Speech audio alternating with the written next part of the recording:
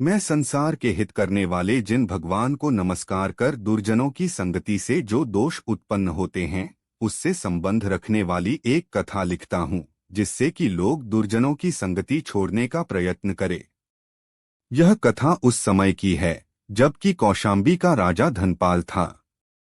धनपाल अच्छा बुद्धिमान और प्रजाहितैषी था। शत्रु तो उसका नाम सुनकर कांपते थे।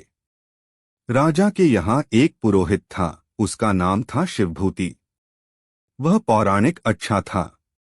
वहीं दो शूद्र रहते थे। उनके नाम कल्पपाल और पूर्णचंद्र थे। उनके पास कुछ धन भी था। उनमें पूर्णचंद्र की स्त्री का नाम था मणिप्रभा। उसके एक सुमित्रा नाम की लड़की थी।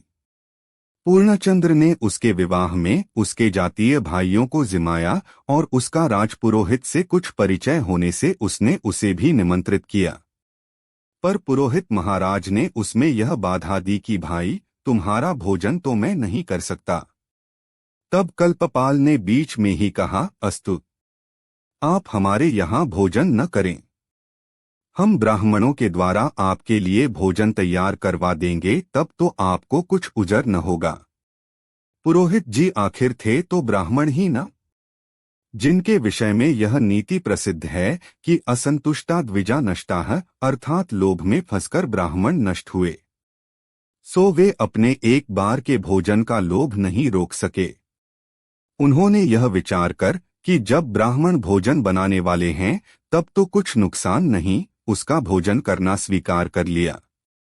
पर इस बात पर उन्होंने तनिक भी विचार नहीं किया कि ब्राह्मणों ने ही भोजन बना दिया तो हुआ क्या। आखिर पैसा तो उसका है और न जाने उसने कैसे कैसे पापों द्वारा उसे कमाया है। जो हो, नियमित समय पर भोजन तैयार हुआ। एक ओर पुरोहित देवता भोजन के लिए बैठे और दूसरी ओर पूर्णचंद्र का परिवार वर्ग। इस जगह इतना और ध्यान में रखना चाहिए कि दोनों का चौका अलग अलग था। भोजन होने लगा। पुरोहित जी ने मन भर माल उड़ाया, मानो उन्हें कभी ऐसे भोजन का मौका ही नसीब नहीं हुआ था।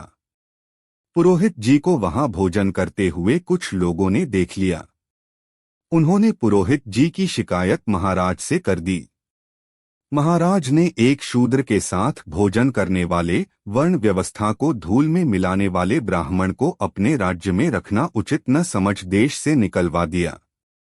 सच है, कुसंगो कष्टदो ध्रुवम, अर्थात बुरी संगति दुहख देने वाली ही होती है। इसलिए अच्छे पुरुषों को उचित है कि वे बुरों की संगति न कर सज्जनों की संगति करें, जिससे वे अपने धर्म, कुल, मान, मर्यादा की रक्षा कर सकें। आराधना कथा कोश की 15वीं शिवभूति पुरोहित की कथा पूर्ण हुई। जिनवाणी माता की जय।